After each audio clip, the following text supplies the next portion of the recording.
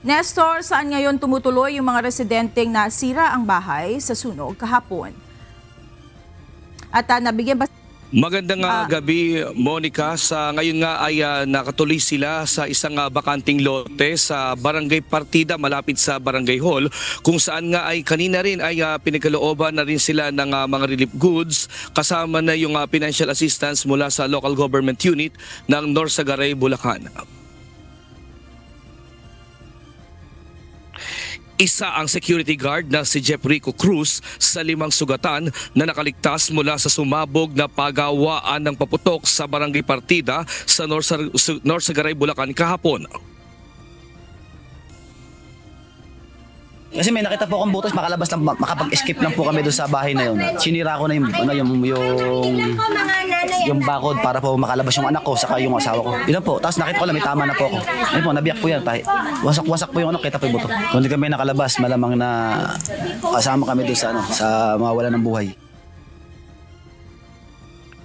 Kwento ni Jeff, habang siya ay nagpapahinga kasama ang asawa at anak, bigla na lang may narinig silang pagsabog. Maswerte at nakaligtas sila palayo sa mga paputok. Problema niya ngayon, hindi na siya makapagtatrabaho dahil sa tinamon nitong bali at sugat dulot ng pagsabog.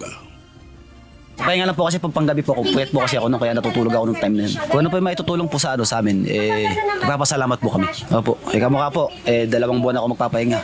So, yung trabaho ko naapektuhan. Base sa tala ng Municipal Social Welfare and Development ng Norsagaray, 21 pamilya ang apektado sa pagsabog ng factory ng paputok. 13 bahay dito ang totally damaged. Kabilang na ang bahay ng magkapatid na construction worker na si Raymond at Rex Baclas na kapwa nasira ang bahay. Pakiusap nila sa local government at iba pang ahensya, matulungan sila na mapagawa ang kanilang tahanan.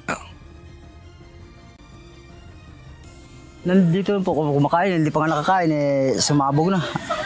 Ang ginawa, tumakbo na kami doon, hinayaan na namin dito. Linti kayo, kahit wala kami mag-galaw, wala kami kapira-pira na. Yun lang na namin, tulungan lang kami. Yung dapat lang namin, tulungan lang kami na magawa ang bahay namin. Hindi na po kami papayag na babalik pa sila dito magpagawa ng paputok. Kasi baka maulit na naman, mapasama pa lalo. Sana mapagawa yung bahay Parehas lang po yun pera kag yung bahay pag walang pera, hindi naman magawa yung bahay. Samantala, lumabas sa investigasyon ng barangay chairman ng Partida na walang permit ang sumabog na factory ng paputok. Anya, dati nila itong pinatigil pero nagtuloy pa rin kahit wala itong permiso sa barangay. Marami pong rito kasi mga pagawaan. Pero iba po may mga permit kamukha po nung nasa highway. Pero ito po, yung pong sa sumabog na yan, nung nakarang taon, pinahinto na namin yan. Wala na talaga.